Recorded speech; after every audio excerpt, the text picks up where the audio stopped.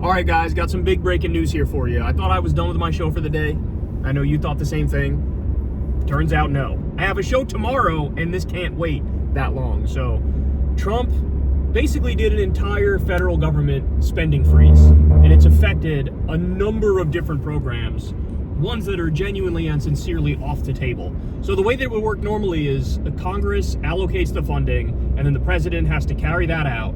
And the idea is Congress has the power of the purse, so the president has to abide by whatever laws passed by Congress. They do have veto power, but if you weren't in there to veto it in the first place when it first got to your desk, then basically the funding is guaranteed and it has to be spent. Trump comes in and says, no, we're not doing that. We're freezing federal spending. So this has even gotten to the point, it's impacted a million different programs. I know Meals on Wheels was frozen. Do you remember some of the... Yeah, veterans homeless benefits we're talking about. We're talking about Head Start programs. We're talking about addiction services. Bloodbath. Everything you can think of, basically. Absolute bloodbath. But now, it's even gotten to the point where the freezing is impacting all Medicaid spending in the country.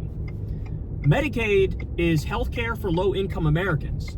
And this program gives 72 million Americans health care.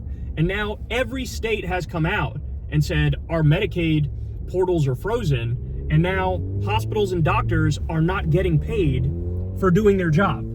And so it appears like, number one, this is a political play from the Trump administration to try to make the argument in court that actually we don't have to spend the money that Congress allocates that we spend. Yeah. So they're trying to do that.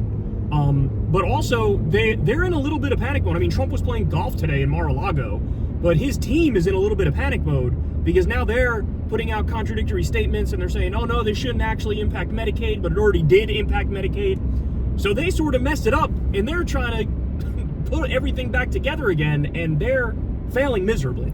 Yeah, so the original 2-page memo that went out from the Office of Management and Budget said that all federal funding should be frozen that could be implicated by Trump's executive orders, and they listed like DEI and federal aid and Green New Deal, which isn't even a thing, but they said but not limited to those. Oh god. So yeah. Of course and they said every agency must comply.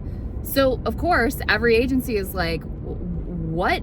That means everything outside of the one caveat they got is nothing that directly goes to people. So that would be like Social Security and Medicare payments. But Medicaid, much of that funding comes in like block grants to states.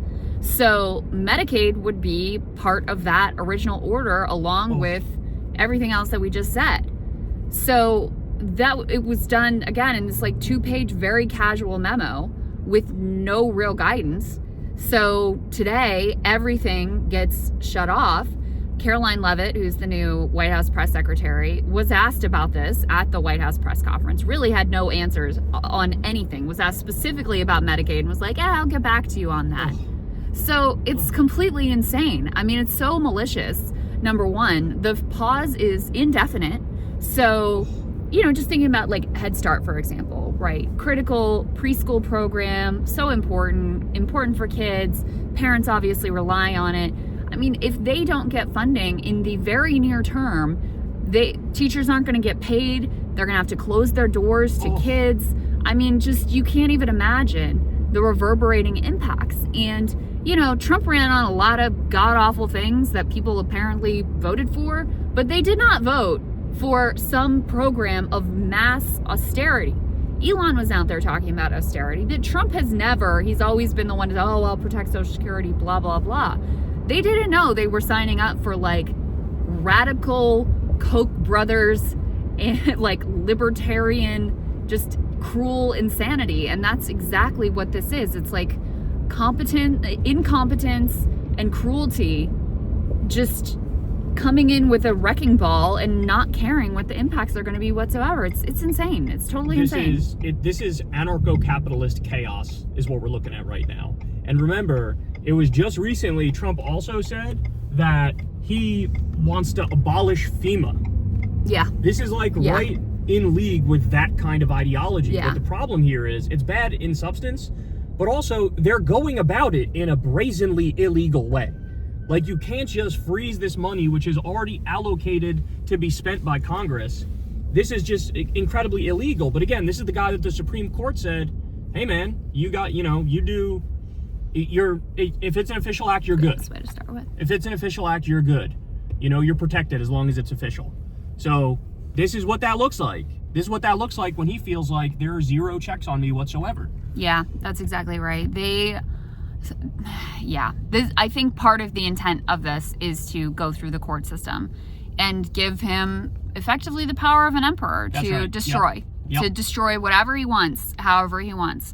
And, this part was this was in Project 2025, their plan and their bizarro world legal theory that says they don't have to spend this money that was appropriated by Congress and that they are in fact legally obligated to spend. And so it is a brazen, lawless power grab to see what they can get away with. And the impacts of this, as we're talking about Medicaid now, because that's the biggest thing to talk about in terms of the raw dollar value of how much people are getting screwed, getting their health care ripped away from them. But as you pointed out, there's all these other parts to it that they were intending to say, no, we're done with this. No more Head Start, no more Meals on Wheels, all that stuff. Disaster funding, all of that is implicated. Yeah, all that stuff. Yeah. And so this is a 5-alarm fire now, man. If this doesn't spur Democrats to wake the fuck up and start resisting aggressively, then I don't know what will.